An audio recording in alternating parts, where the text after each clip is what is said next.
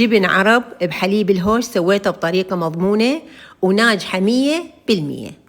عندي مقدار 3 لترات ونص من حليب الهوش، خليتها بهذا القدر وفتحت النار عليه.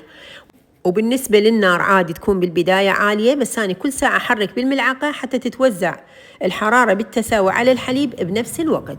وبين لحظة ولحظة أدخل إصبعي وأشوف الحليب سخن لو لا. من أشوف الحليب سخن راح أوطي النار. عندي هاي المنفحة أطلع من عندها مقدار ملعقة شاي، مو كلش ممتلئة، يعني تكون مسح.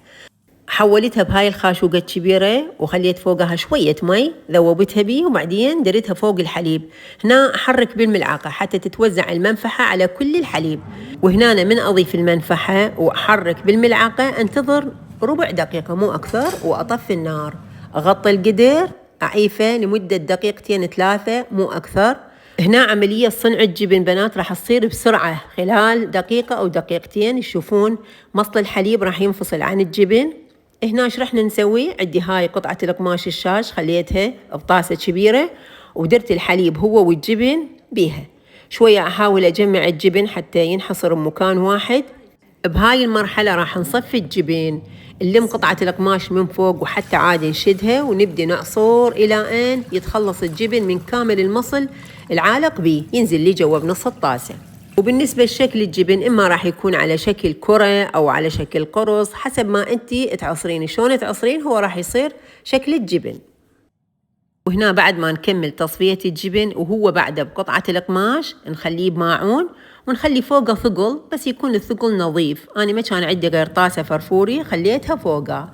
تركتها تقريبا 2 ساعة بالثلاجة، وبعدين وخرت قطعة القماش وطلع الجبن وش محلاه، ذاك الجبن اللي يخبل. وسهمكم العافية.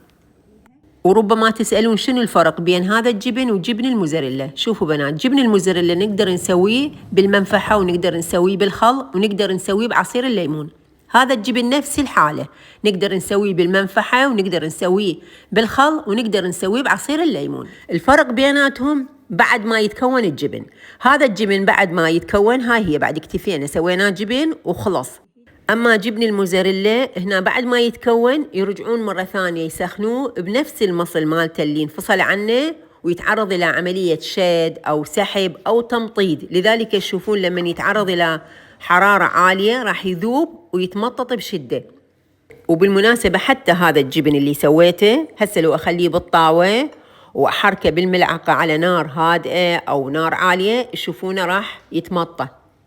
وبكل الأحوال جبن الموزاريلا مرتبط بنوعية الحليب ومكوناته. يعني نقدر نقول جبن الموزاريلا ينجح بحليب الجاموس، بس لازم يكون كامل الدسم ما موخرين القيمر مالته. وأيضا بحليب الهوش أيضا لازم يكون كامل الدسم. هنا بعد ما كملت الجبن قلت خلي أشوف وزنه إيش قد. طلع وزنه 339 جرام، يعني زين بالنسبة لكمية الحليب اللي استعملتها. لهنا وانتهت وصفتنا، بس لا تنسون إذا عجبكم هذا الفيديو تدوسون على زر اللايك. مع ألف سلامة.